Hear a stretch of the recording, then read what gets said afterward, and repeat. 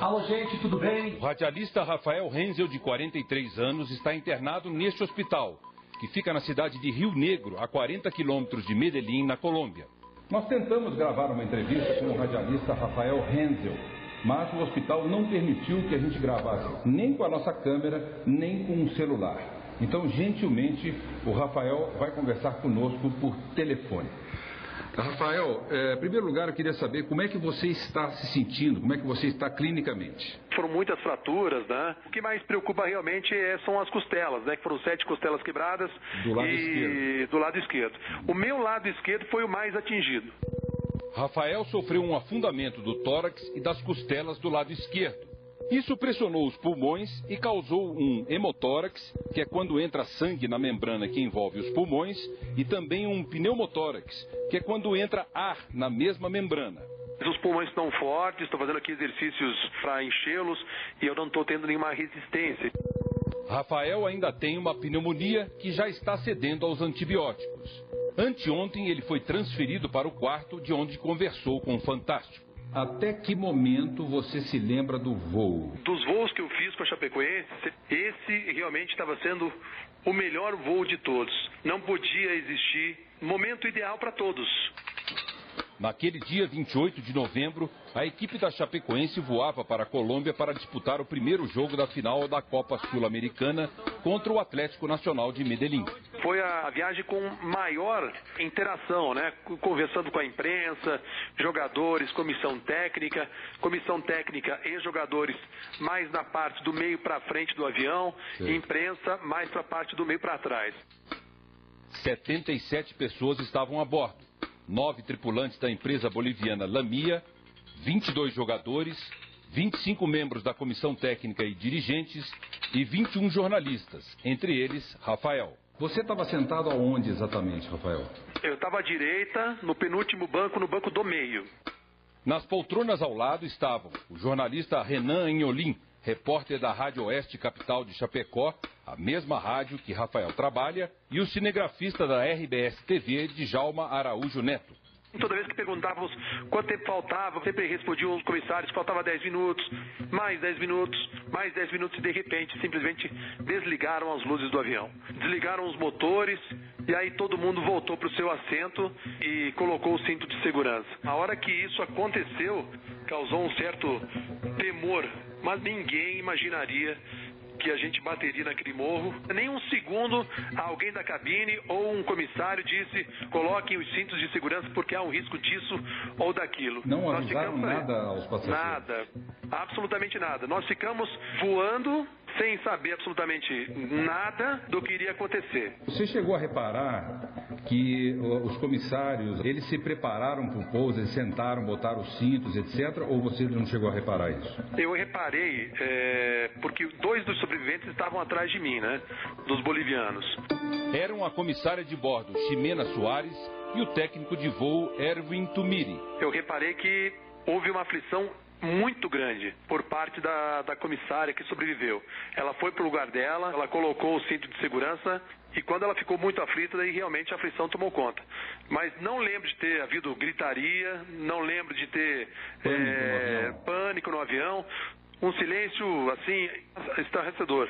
A gente não sabia o que estava acontecendo, até que veio o choque, né? A poucos minutos do pouso no aeroporto de Medellín, o avião se chocou com a montanha, de barriga. A parte traseira ficou ali, onde Rafael estava sentado. O restante da aeronave foi destruindo tudo pelo caminho até parar do outro lado do morro. Da primeira pancada do avião, você lembra? Eu não lembro da pancada, porque ela foi de repente, né? Rafael só acordou cerca de 7 horas depois, quando o socorro chegou. Você caiu onde, como que você estava e como é que foi esse socorro? Primeiro eu achei que era um filme, né? Eu achei que era um sonho e que eu ia despertar logo desse sonho. Eu comecei a observar que vinha gente com algumas luzes, né? Os socorristas, e aí eu comecei a gritar. Comecei a chamar por socorro, dizendo que eu estava ali, Você naquele estava onde, local. exatamente? Eu estava preso em 2 árvores. E aí com árvores em cima das minhas pernas. As pessoas que estavam do seu lado, no seu banco, quando você acordou, elas estavam do seu lado? Estavam, e aí foi mais impactante ainda, porque as duas pessoas que estavam do meu lado estavam sem vida já, Boni, e 10 centímetros para cá, 10 centímetros para lá, o resultado poderia ser bem diferente. Rafael publicou em redes sociais uma foto ao lado do colega Renan, antes de embarcar para a Colômbia. O momento mais triste para mim foi ver os dois colegas, né, meus do lado. Chamei pelos dois e lamentei muito ali, mas eu tive que buscar forças, apesar de estar com 7 costelas quebradas. Não foi fácil, não foi nada fácil mesmo. E chovia, 12 graus de temperatura. Foi muito íngreme a subida, não tinha trilha de onde a gente estava. Os socorristas foram fortes. Você chegou a ver imagens dos destroços do avião? Eu vi sim. E você imagina como que você saiu dali vivo? Não. Eu imagino duas coisas. Primeiro, que houve um milagre. E o segundo foi de eu ter despertado no segundo em que os socorristas estavam passando. Você foi um dos últimos a ser socorrido? Eu fui o penúltimo. Depois de mim, só o Neto mais tarde ainda. Além de Rafael e dos tripulantes bolivianos, 3 jogadores da Chapecoense sobreviveram ao acidente. Eles estão se recuperando no mesmo hospital que Rafael. O zagueiro Neto, o lateral Alan Ruschel e o goleiro Jackson Follman.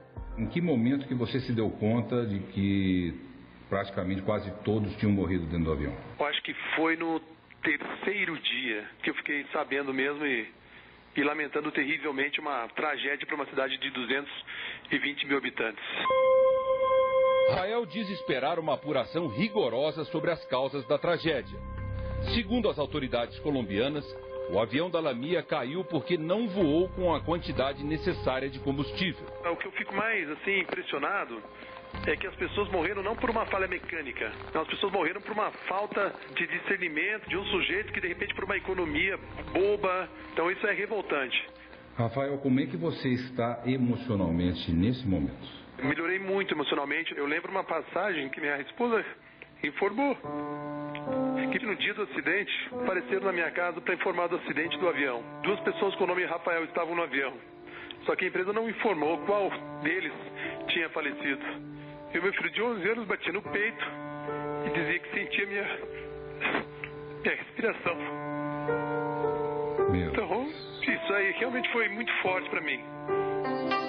Rafael também se emociona ao lembrar do momento em que reencontrou a mulher, Jussara, no hospital. Eu tenho a imagem gravada. Estava entubada, não podia falar. E aí o médico trouxe a minha esposa e disse, olha, tua esposa está aqui. Ela pegou na minha mão, ela falou, eu estou aqui, eu vim te buscar, que a gente vai voltar para o Brasil. Como é que você espera ser recebido em Chapecó? Eu só espero pisar em Chapecó. Quero voltar para casa, eu quero voltar a pisar no solo chapecoense. Todas essas mensagens positivas, troca de carinho com o povo brasileiro, que se irmanou com o povo colombiano, tanto para mim quanto para o Follman, para o Ruschel, para o Neto. Não podemos reclamar de nada, né? A gente não pode reclamar em nenhum momento do final do ano, porque nós vamos estar junto com as nossas famílias. Muito obrigado, viu? Um forte abraço e sucesso para vocês. Abraço, Boni, obrigado. Não podia existir momento ideal para todos. Naquele dia 28 de novembro, a equipe da Chapecoense voava para a Colômbia para disputar o primeiro jogo da final da Copa Sul-Americana contra o Atlético Nacional de Medellín. Foi a viagem com maior interação, né? Conversando com a imprensa, jogadores, comissão técnica e jogadores mais na parte do meio para frente do avião, e imprensa mais para a parte do meio para trás. 77 pessoas estavam a bordo. 9 tripulantes da empresa boliviana Lamia, 22 jogadores, 25 membros da comissão técnica e dirigentes e 21 jornalistas, entre eles Rafael. Você estava sentado aonde exatamente, Rafael? Eu estava à direita, no penúltimo banco, no banco do meio. Nas poltronas ao lado estavam o jornalista Renan Enholim, repórter da Rádio Oeste Capital de Chapecó, a mesma rádio que Rafael trabalha, e o cinegrafista da RBS TV, Djalma Araújo Neto. Toda vez que perguntávamos quanto tempo faltava, sempre respondiam os comissários que faltava 10 minutos, mais 10 minutos, mais 10 minutos e de repente simplesmente desligaram as luzes do avião. Desligaram os motores e aí todo mundo voltou para o seu assento e colocou o cinto de segurança. A hora que isso aconteceu, causou um certo temor, mas ninguém imaginaria que a gente bateria naquele morro. Nem um segundo alguém da cabine ou um comissário disse mais tarde ainda. Além de Rafael e dos tripulantes bolivianos, 3 jogadores da Chapecoense sobreviveram ao acidente. Eles estão se recuperando no mesmo hospital que Rafael. O zagueiro Neto, o lateral Alan Ruschel e o goleiro Jackson Follmann.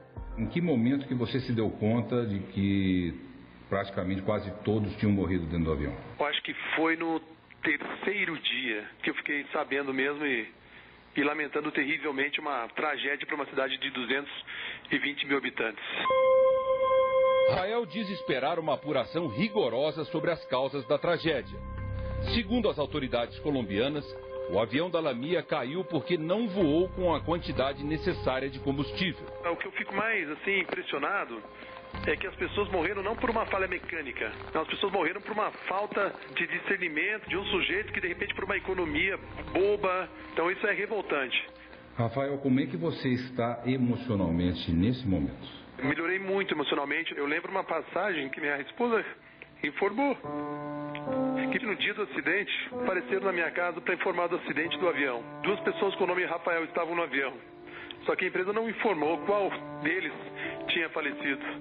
E o meu filho de 11 anos batia no peito e dizia que sentia minha respiração. Então, isso aí realmente foi muito forte para mim.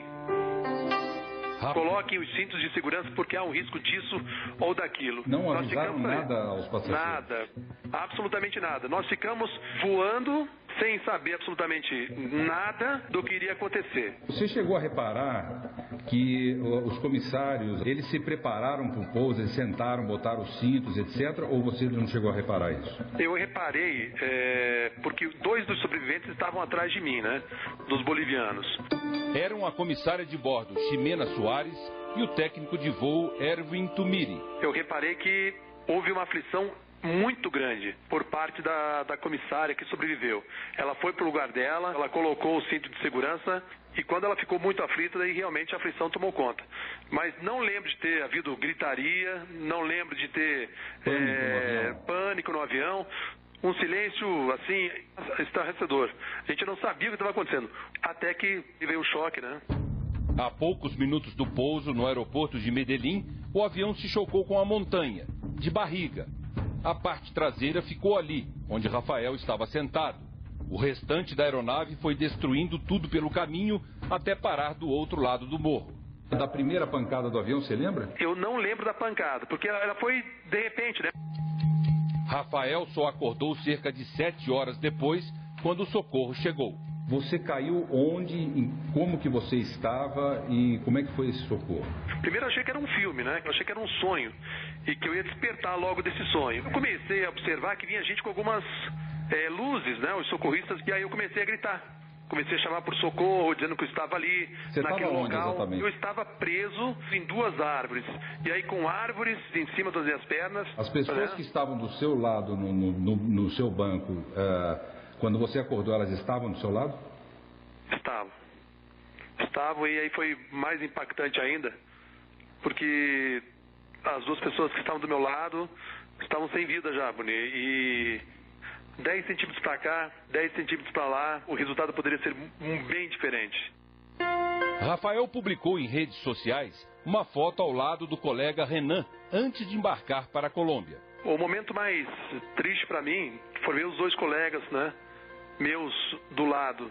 Chamei pelos 2 e lamentei muito ali, mas eu tive que buscar forças, apesar de estar com 7 costelas quebradas. Não foi fácil, não foi nada fácil mesmo. E chovia, 12 graus de temperatura. Foi muito íngreme a subida, não tinha trilha de onde a gente estava.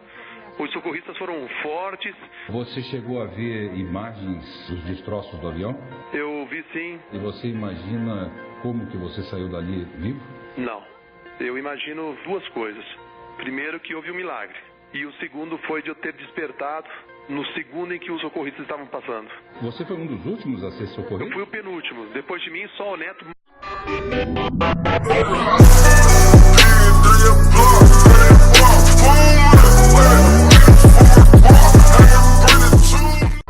Alô, gente, tudo bem? O radialista Rafael Renzel, de 43 anos, está internado neste hospital, que fica na cidade de Rio Negro, a 40 quilômetros de Medellín, na Colômbia.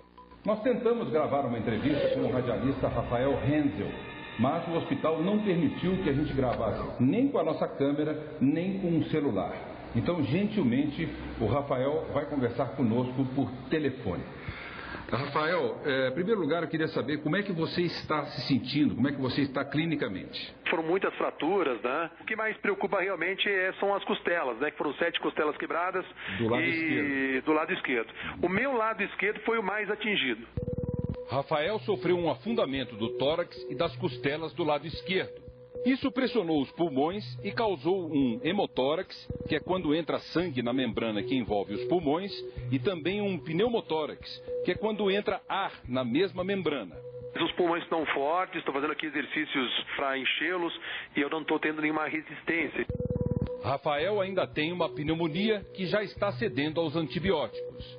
Anteontem ele foi transferido para o quarto de onde conversou com o Fantástico. Até que momento você se lembra do voo? Dos voos que eu fiz para Chapecoense, esse realmente estava sendo o melhor voo de todos.